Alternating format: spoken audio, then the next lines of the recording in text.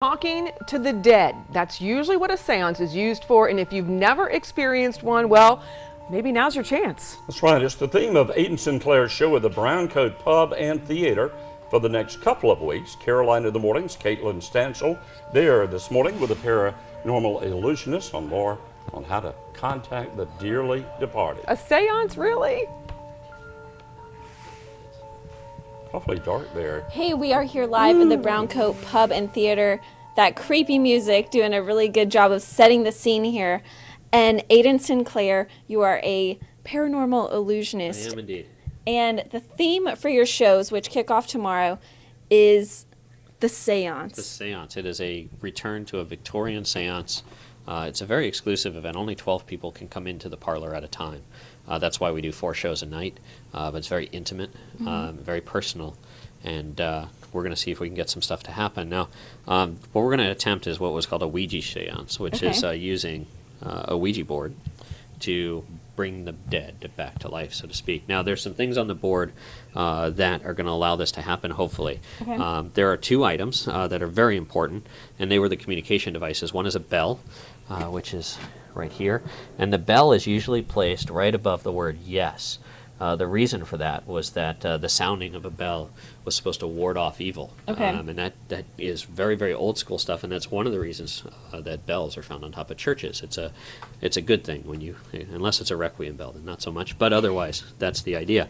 The planchette is the pointy thing, and that's what you would use to actually ask questions, but it's also considered a negative indicator, so we'll place that towards the no. And finally, you need a relic of who you're trying to contact. And earlier today, we talked about the doll Lucy and the young girl whose name was Danny McFadden, and whether or not we can get in touch with Danny through her doll. So our relic is just going to be the doll's arm. And that's kind of the only piece not in the box anymore. So you place that at kind of a neutral spot in between the positive and the negative. And the idea is to just try to get Danny to come through to us. Okay. Wow. Does that normally happen? No. Okay. Reach over. There was no wires, no magnets, no hidden elephants, anything like that? Nothing. Okay. No. Let's try this. Danny, if that was you, would you just give us a sign, something to say that you'll be in the brown coat and don't mean anybody harm.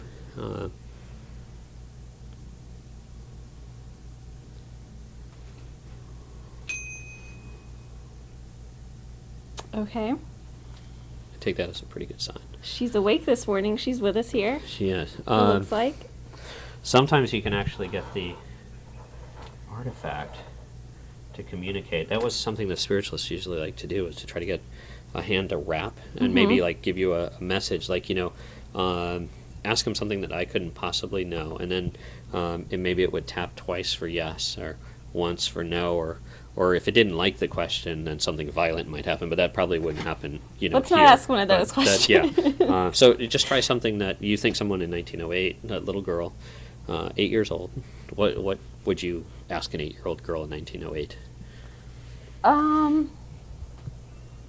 Do you like playing with dolls?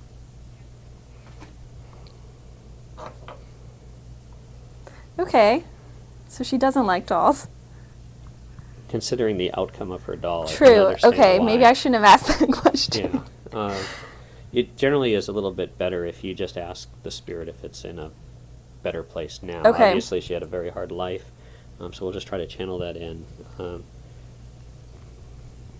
Danny, are you happier now?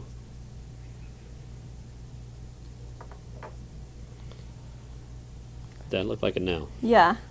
That was a pretty clear no there. It's going to be a very interesting seance. I hope you guys can come down to the Brown Coat Theater for the next 2 weeks. Well, she's some very awake. Strange things are going to be happening. But that is what happens in a seance. Things beyond explanation. Hopefully her doll stays in its little box here. Hopefully will I don't know if you've seen Annabelle yet, make but... her feel better. Yeah, not good. The good news is I don't sleep here, so it's all good. Oh, that is good. Yeah. Yeah. Hopefully they don't follow you out of the building, though. Exactly. And Ouija boards kind of have a bad stigma. They do. Right? Ooh, obviously. They do. Obviously, we're kind of getting Lucy a little bit upset.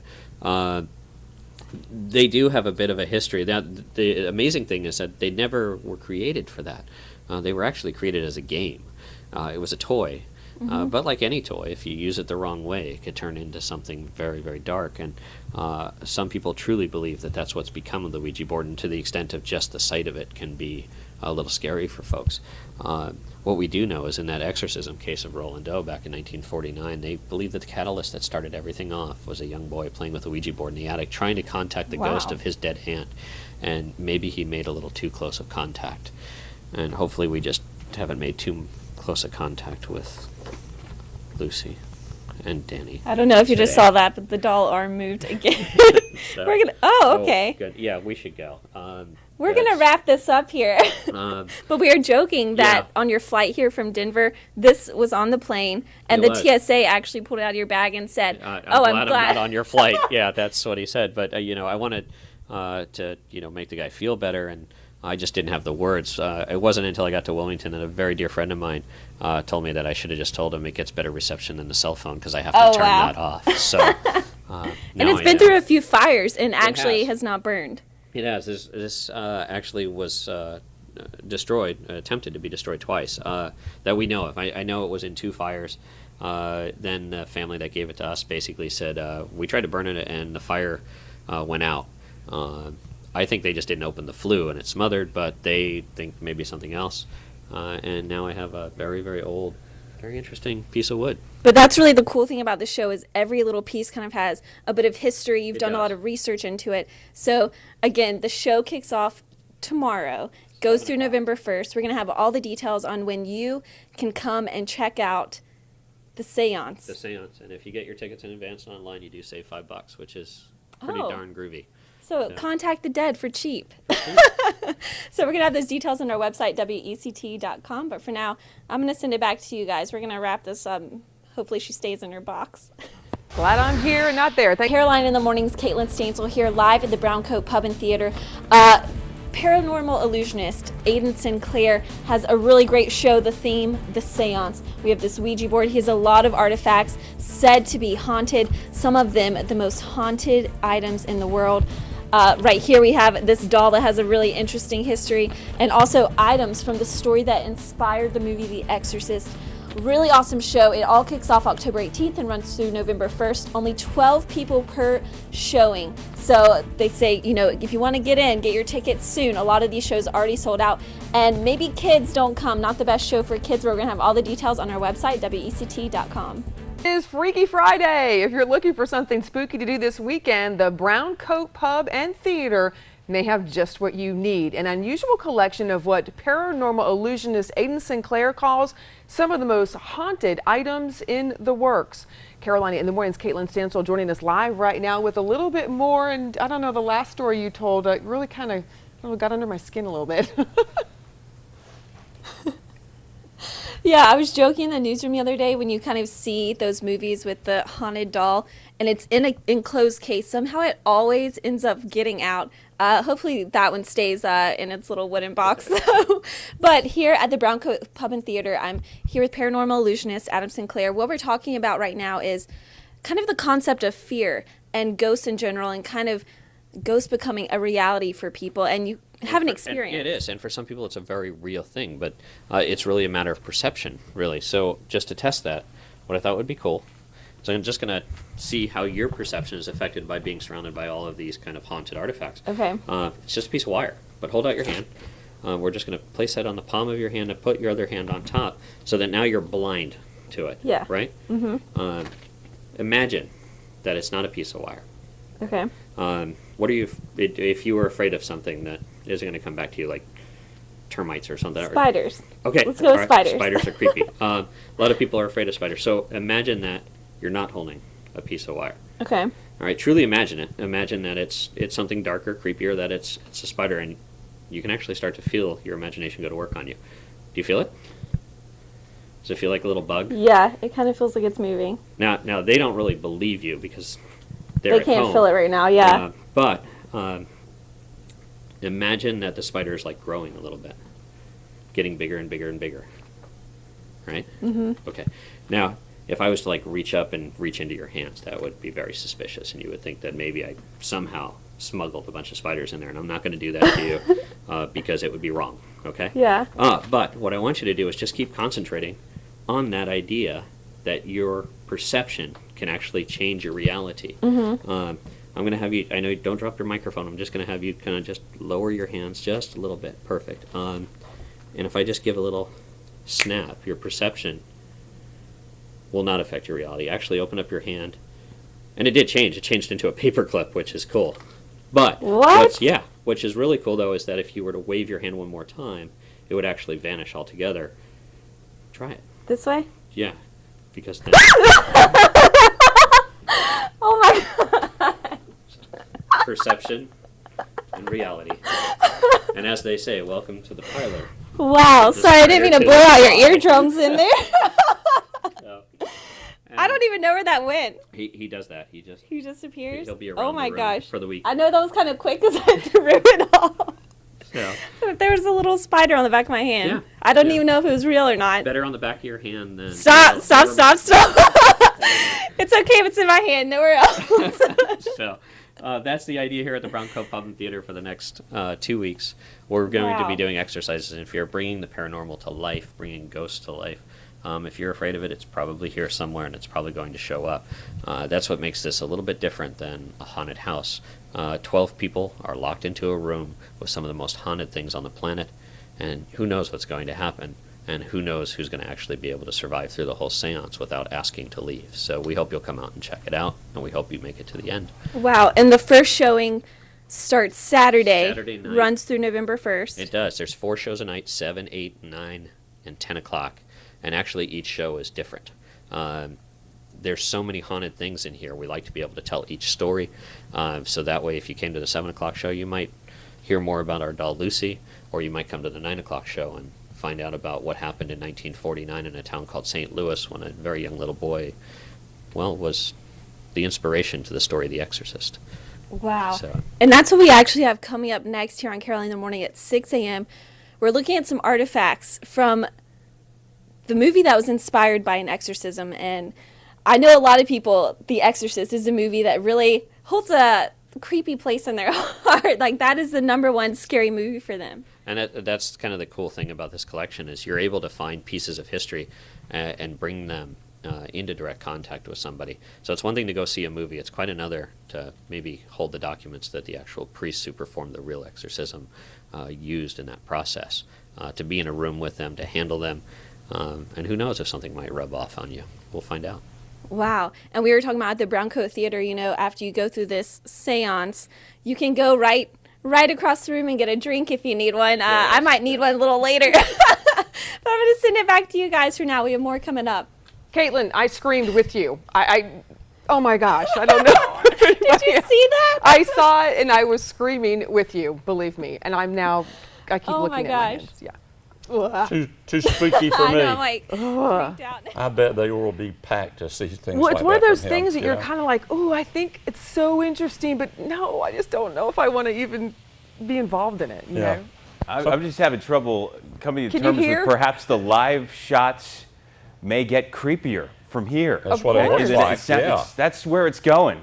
Yeah. My gosh, we all kind of had a jolt at that big old spider. And that's like when gracious. you're going down the hallway or something and somebody jumps out at you and says boo real fast. That's what kind of scream we all had then. Yeah, no doubt. She said, I found a little spider. I had nothing little about that spider. My goodness. All right, we're going to... Doll believed to be possessed by evil. It's housed in a cell and a wedding gift of a murdered bride. That is just a few of the unusual items here in Wilmington right now. I'm scared standing here with you right now.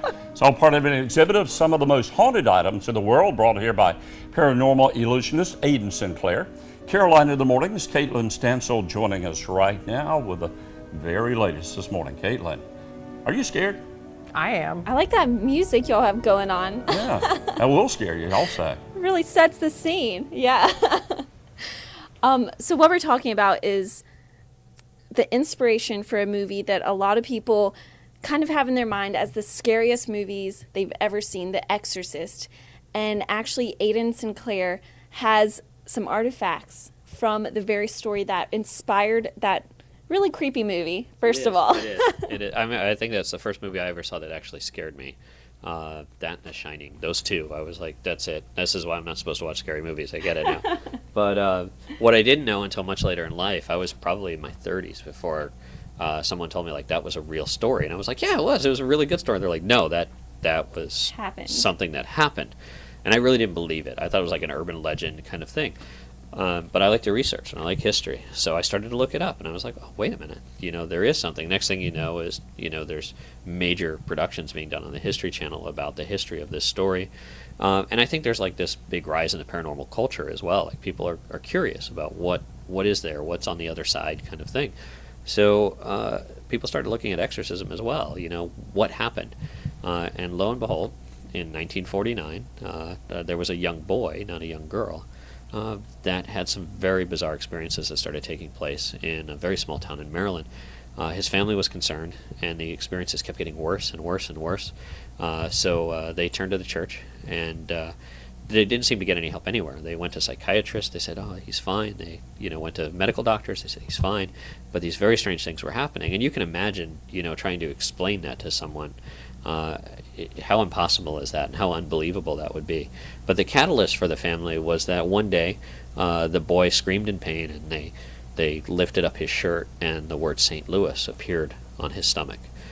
So the family packed up, and they went and stayed with relatives in St. Louis, and these experiences got worse. They thought maybe because it said St. Louis that maybe that was whatever was bothering him would go away there, but it grew worse and worse and worse, and the next thing you know is this actually became known as the famous exorcism of Roland Doe. The Catholic Church interceded, and an exorcism took place for a period of 2 months in St. Louis, with some amazing events that took place during that time. And there are skeptics that believe maybe it was just, psychological illness. Maybe it was just a kid acting up and pranking and getting all this attention. But there were some very, very smart priests that were all very educated Jesuits that saw something else. And in the course of 2 months, they chronicled everything that took place. And that chronicle has become known as the priest diary.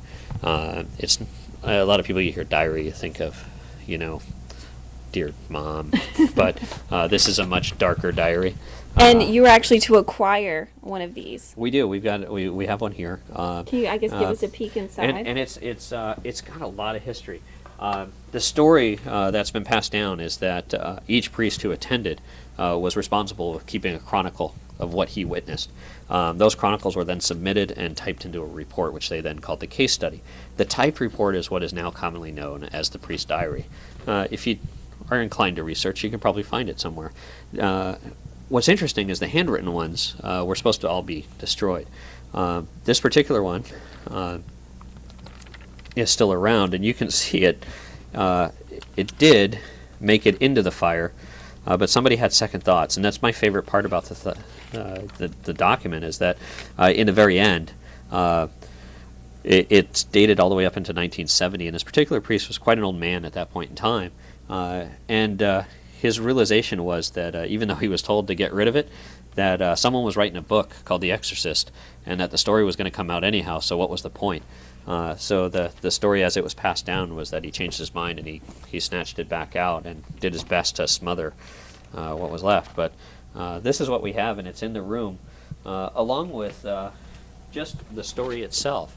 And maybe that proximity, we might be able to, bring that exorcism back to life here in Wilmington, North Carolina for the next 2 weeks. Just part of the spooky elements just in this room here at the Brown Coat Pub and Theater. And the show kicks off tomorrow. There are 4 showings per night, and it goes until November 1st. So the only day off is Monday, but you have a lot of chances to come check this out. A lot of the shows already sold out at this point. Word of mouth really conjuring up some attention, pun intended there. But we're going to have something really special coming up here in the next half hour of Carolina in the Morning, so make sure you tune in at 6:30. I'm going to post on Facebook a little sneak peek of what we're talking about, but I'm going to send it back to you guys for now. Some interesting things this morning. That's right. You never know what's going to be coming up and happening all around you. Some things you don't have explanations for. All right, let's check in with Gannon for a look at those cool temperatures this morning. Yeah, we have some cool temperatures. I feel like after that we need to bring a little light in. We need to bring a little light, and we're going to get a lot of sun. Unusual is how the Brown Coat Pub and Theater describes a collection that goes on display this weekend, but some people would call it just downright spooky. If you're Ryan Trimble, it would be spoopy. Paranormal illusionist Aiden Sinclair in town, and he brought with him some of the most haunted items in the world. We've got Carolina in the morning's Kaitlin Stansell joining us live right now with a little bit more. Yeah, it's looking pretty spooky already. We could turn the lights on so we can at least see you. You don't want to be in the dark there. No, and paranormal illusionist Aiden Sinclair actually told me that when the shows happen, there's going to be even less light here. So only these candles around the room are going to be lighting this while you're doing a seance. Very much so. The traditional Victorian seance was actually done in two forms. They called it the light seance, which was usually done by candlelight, most commonly by a single candle, and that was it. And the reason they did it was back then they did a lot of shady stuff to make you believe that a ghost was there, and to do that you needed it to be dark and creepy and spooky. The other style of seance they called was the dark seance, and a dark seance was pitch black, and they were really risque because back in those days, a gentleman didn't even roll up their sleeves, and now you're in a dark room with ladies and gentlemen at the same time, so it was very kind of taboo. What we'll be doing here is a light seance with a little bit more light than a single candle, because we actually want you to see things that are going to happen, because then you can go like, wow, that really did happen. It wasn't some other person sneaking through a back door to touch me. It was something flying off of a shelf. And one of the cool things that'll help aid the experience is the K2 meter. With the popularity of all the paranormal shows that are on TV, anytime I do a show now, I always like to have a couple of these in the audience, because this is actually what they use. If you ever seen like any of the major paranormal shows, Ghost Hunters, and Ghost Hunters International, and Destination Truth, they always have a K2 meter. It's an magnetic field detector, and what it does is it picks up electromagnetic fields. And the idea is a lot of people believe that if there's the energy of a spirit, will trigger these, and you'll see a response, and the way it responds is just by lights. It just gets brighter and brighter the closer you are to the field. Now, other things that will make these things go off are like very strong electric currents, really, really powerful like radio satellites. If you had a magnet on your body, it's another reason I like to have them on the show, because a lot of strange things happen in the room, and I always like people to know there's no magnets, no wires, no hidden elephants. And whatever it's not going to be happens, going off on our microphone. No. We already tested that out. We tested it on the microphone. And it's not going to go off from electricity. It takes like an AC current. So what I thought it would be kind of cool is usually there's more activity at night, and it's kind of getting into daylight hours now. So we might not get anything. But when the show actually takes place, one of these will be in the room. You'll see what happens. But some of these have some very dark history, and sometimes people believe in residual hauntings, and that energy stays with an item that's been involved in a great disaster. We have a doll left over from the fire of the 1860s here in Wilmington, and that's got some very dark history to it. A family of 4 that had passed, and 2 young girls. The doll is pretty much all that's left. So that's probably the most powerful thing that's on this little table. But I thought it'd be cool if you get to try. Give it a test drive? Yeah, and I would try something neutral first, like the lamp. Where you're not going to get anything. It should just stay like a green, maybe a brighter green. These photographs are photographs that we've made, so they're not haunted. They're just old pictures. So Okay, no really spirit connected with these. No. But the bell, that has contact with the Ouija board pretty often. We tried the seance. Ooh, so just even as you get. All right. Oh, Ooh. hello. So you get that very Come strong. and go. Yeah, and that's Oh, like they're the there. closer you get, it's there. Now, of course, people at home might be like, well, maybe it's a magnetic bell. The bell is actually brass, and brass is non-ferrous. It's not magnetizable, as they say. And we'll even... It's just that contact by The sound. Oh, but then it goes away. So What if we did the doll? Or give it a try. Now, really, Yeah. And it just... wow, this is... When I watch these ghost hunter shows, like this is always like my favorite part when they're like going around. And you can see as you pull it away, it fades away. So when you come to the seance show, there will be a K2 meter. Ooh. Oh. Which is really... Maybe we should step away from this table. Maybe it's not the best place to be, but there'll be one in the room. We always encourage, like if you're a ghost hunter, and there's a lot of amateur ghost hunters out there, there's a lot of professional paranormal groups as well that do a lot to help people. you might have some of this equipment. If you'd like to bring it to the show, bring it on in. And, Wow. bring it out. The only thing we ask is don't be secretive about it. Bring it out, and we'll see. We'll see what we can Yeah. have. Sometimes we get some very interesting voice recordings, and all kinds of crazy stuff happens at the seance. So the one thing we do always warn everybody, though, is that if you're recently bereaved, the material is dark. We're dealing with death and some very bad tragedies in life. So it's really not a show for children. There's a lot of history. But it's a lot of dark history. So we hope you come out and have a good, scary time. Some things are probably going to stay with you when you leave, but hopefully they're just really good memories. And I don't know if you've caught on yet, but a lot of this show is about artifacts that, again, do have a dark history. And coming up in the next half hour, what we're going to be taking a look at are some artifacts from the Titanic and doing kind of an experiment with that. So stay with us here on Fox Wilmington. We're going to have more coming up, but I'm sending it back to you guys. Creepy. Do you believe in that stuff? Spooky. I don't know. I mean, I love listening to it, learning it, especially when there's some actual true stories behind it. I just don't know. I don't know. I remember when I was a kid. I don't think I want to believe in it. There was the the legend of a barn was haunted, and that every once in a while you would just see this light go. I mean, it was just a barn in the middle of the field, and every once in a while a light would go on. Did you see it? We did. Oh wow. I mean, it was near Halloween, so now as an adult, I think, well, the people were goofing on kids, but it was. I mean, you walk by, all of a sudden it lit up, and it was like, Yeah. you just wanted to just get out. Yeah, I'm with you. I don't know. There's something about that stuff that does freak you out. Yep, I know. It's interesting. I like to hear about it, but I'd like to hear about It's nice better to be weather. here Yeah, it's than better to there. be here, sort of where Kaitlin is. I don't know, Gannon, what do you think about all this stuff? You're here with us. Yes. I think the live shots they've been something else so far this morning. I mean, I don't know how we can top the ones we've had, but maybe we'll try. Well, it is Freaky Friday. I call it Finally Friday, but Freaky Friday. If you're looking for something spooky to do this weekend, well, the Brown Coat Pub and Theater may have just what you need, an unusual collection of what paranormal illusionist Aidan Sinclair calls some of the most haunted items in the world. Carolina in the Mornings, Kaitlin Stansell now joining us live from that Brown Coat Pub and Theater. It's been a spooky scene all morning, and Kate, oh, your lights just went out. It's getting even creepier. The lights did not go out. Don't play like that. Yeah, I'm here with paranormal illusionist Aidan Sinclair, and we kind of have an experiment going on right now and give you an idea of some of the things that you might see or experience when you come to the seance. The seance at the Brown Coat. The idea in a Victorian seance was that you were trying to contact a spirit, and they would use artifacts to see if you could draw the spirit out or residual haunting out that way. So what we have is just an experiment with some photographs. Now, I put these down before you came in the room, so you didn't get to see any of the photographs. You don't know anything about them. I will tell you that they're all different. I will tell you that out of these 8 photographs, 7 of them have a very happy ending. They're happy photographs. One of them, the ending is not so happy. The backs are identical.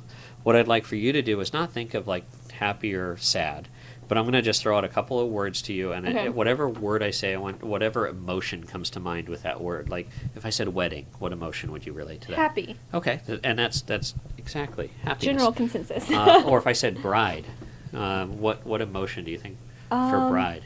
Excited. Okay, that's cool. What about groom? Nervous, maybe. Okay, that's perfect. Well, I will tell you that for 7 of those photographs, those emotions are absolutely correct. For one of them, they are the farthest from the truth. Okay. So what I'd like for you to do is I want to see where you go with this. The idea was that a traumatic event sometimes have an energy that lingers afterwards. And in these photographs, there is one that has a traumatic event. So what I'd like you to do is just kind of hold your hand over them. Okay. And just wave back and forth. And whenever you feel compelled to stop, I want to narrow this down just a little bit. Perhaps in sides. You know, what if you're... Which side? Yeah, what side are you... I think this side. Okay. All right. So we're going to just push those straight away. Okay. And we'll bring these back to the center, which leaves you 4, and again, to sides, okay? We'll see where you're drawn. This side. Okay. What I'd like you to do with the 2 remaining pictures is just hold them face down, Okay. just like so. And I'm going to say one word to you. When I say that word, I want you to just release one of those pictures. Just let it fall to the table, okay? The word is violence. Wow, that was almost like repulsive, like you just, like, get Yeah. away from me. Well, I'd like you to turn over all of those other pictures, because like I said, they are all different. There's one, another happy couple there. These are all gosh. wedding photographs from 1912. I know that people don't look too happy to be married, but in those days photography was actually a very arduous process. You had to stay very, very still, and that's why these people look so dour. So 7 couples, all different. And I told you that there were 7 stories of happiness here. All of those 7 couples actually did have a very long marriage, and they died happily together. Not together, but in a relationship, so to speak. However, one couple, this is the one that you were repulsed from. When I said violence, Yeah. you just dropped it dramatically. There was one Oh, gosh. couple named Stephen and Edith Strauss. They were from right here in Wilmington, North Carolina. They were married, and the night of the wedding, things went awry. In fact, she didn't really want to be married to begin with. It was kind of a family obligation in those days. That's what was done. But when she came upstairs for her wedding night, she found her new husband in bed with another woman.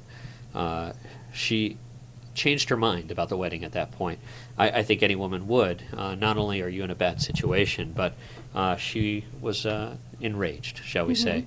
Nobody knows exactly what happened. They do know that a knife was involved, and, well, Oh gosh. his throat was slit, his belly was cut open, and some other very bad things had happened. Now, you did that at random, and the entire time you were making your decisions, there I was didn't another see any of these photograph pictures or anything. here Yeah. as well, covered, which you have not seen at all.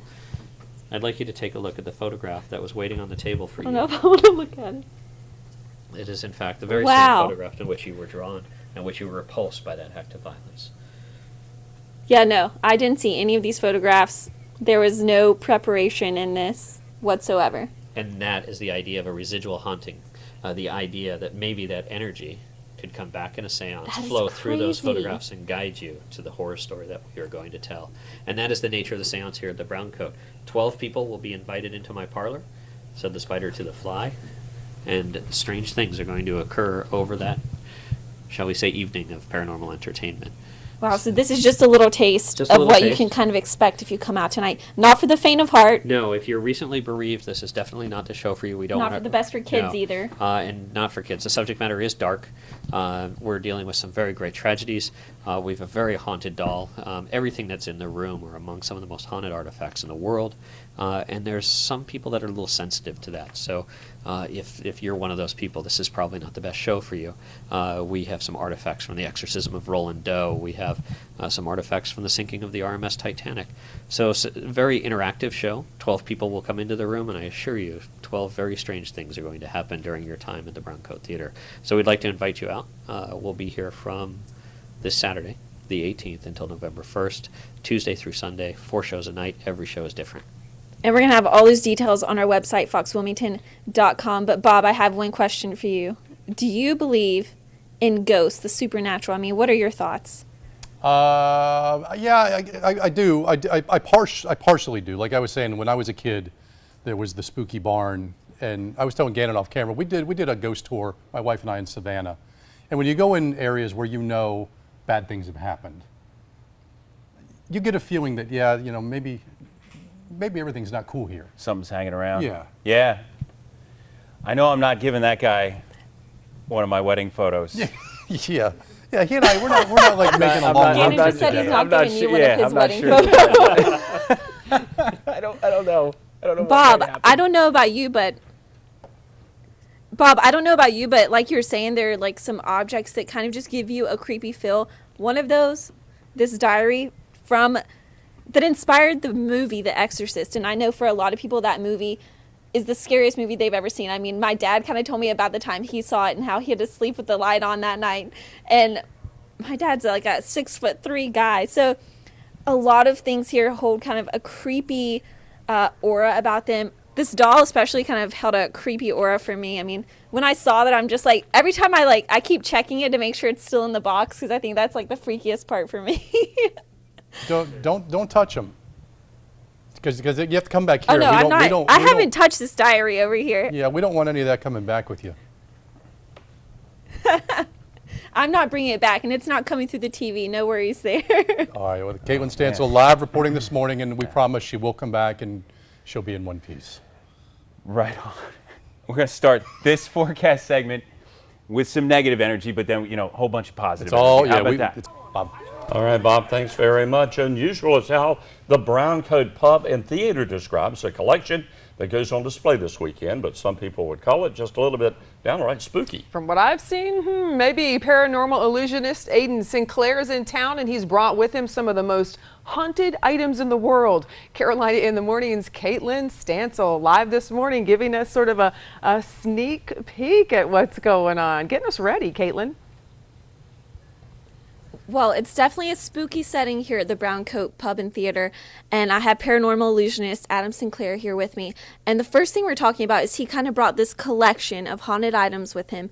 One of those, this doll right here from the 1900s, and it has a pretty creepy story.